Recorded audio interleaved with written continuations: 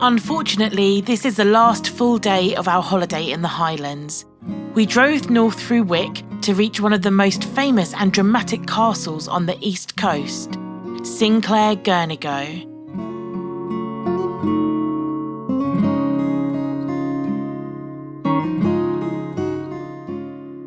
As you can see, our luck had run out with the unseasonably sunny weather, but somehow the mist and the chill breeze made this historic monument even more atmospheric.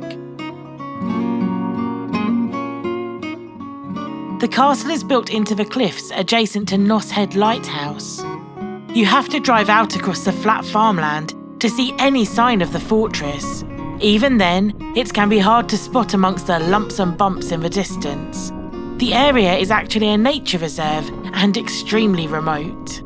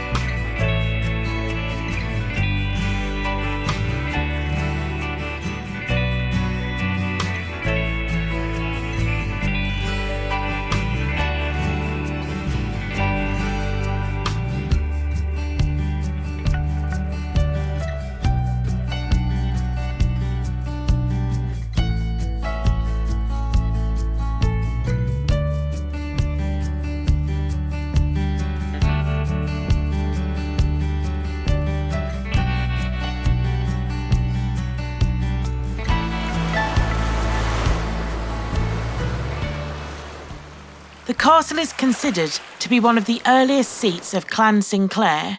It's made up from the ruins of two castles, the 15th century Castle Girnigoe and the early 17th century Castle Sinclair.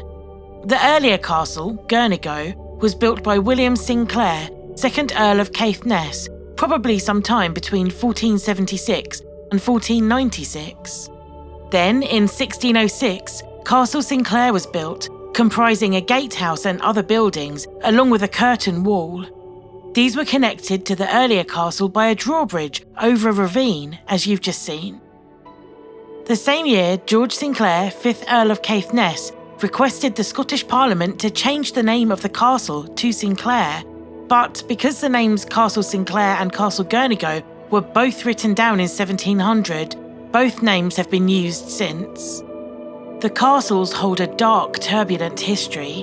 One example of this is in 1577, when George Sinclair, the 4th Earl of Caithness, imprisoned his own son John Sinclair, Master of Caithness, in Castle Girnigoe. This was because he was under suspicion of rebelling against his father's rule. John was held there as a prisoner for 7 years, after which time his father is said to have fed him on a diet of salted beef with nothing to drink, so that he eventually died, becoming insane from thirst.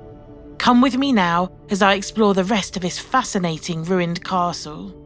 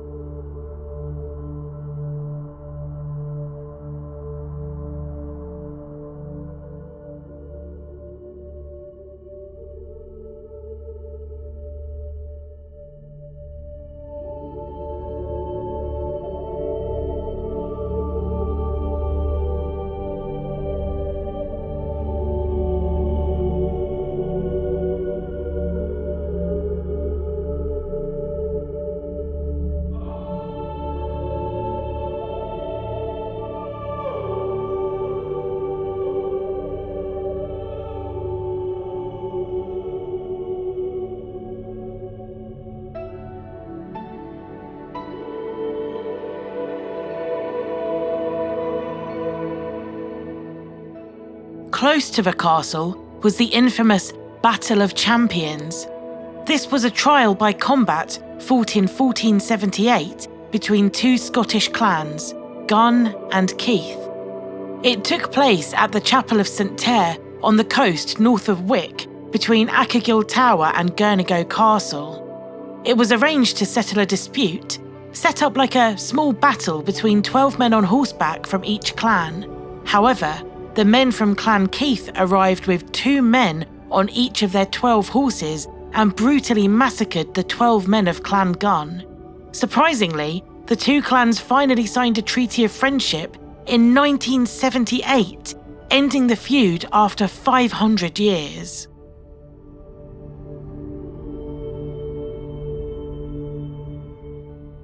Castle Sinclair Girnigoe is definitely a must-see stop on the North Coast 500. It has great signage, and the cliffs really add an air of drama to the castle and buildings.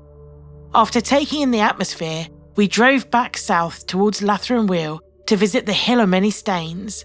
As you may have guessed, it's a hill with many stones on it.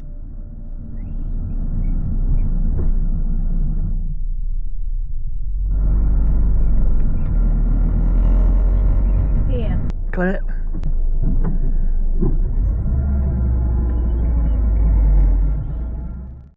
Little Shetland ponies.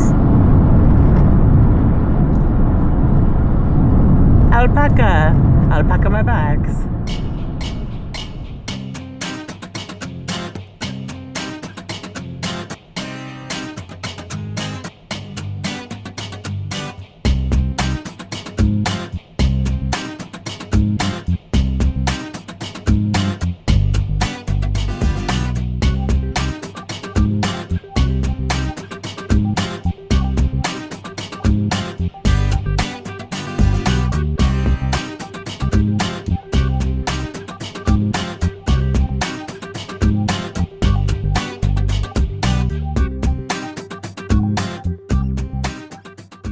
The interesting thing about the hill is that nobody is quite sure why the stones were placed there.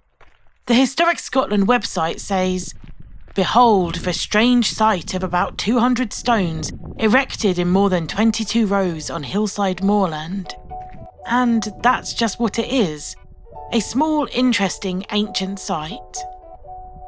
I have already uploaded a paranormal video for here and Castle Sinclair.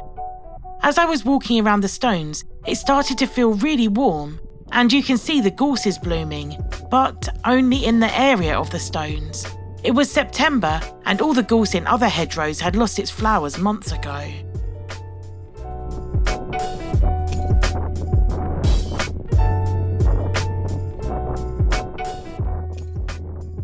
The only other information on the website says, the stones were erected about 4,000 years ago, possibly for gatherings and religious ceremonies.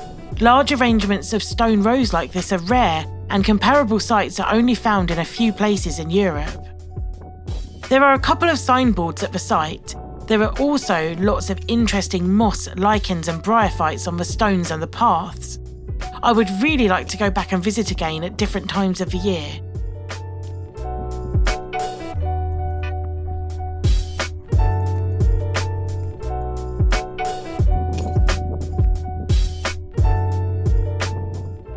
If you have any ideas as to what the ancient site was used for, please leave them in a comment below.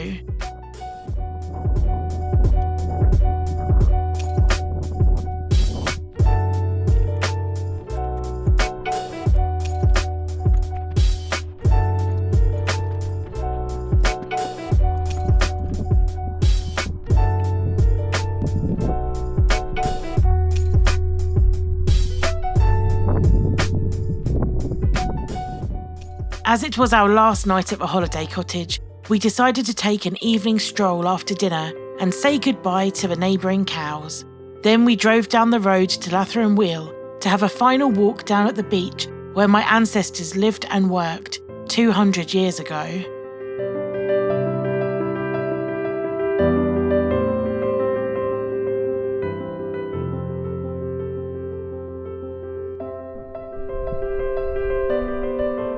Hi. Hi. You good boy.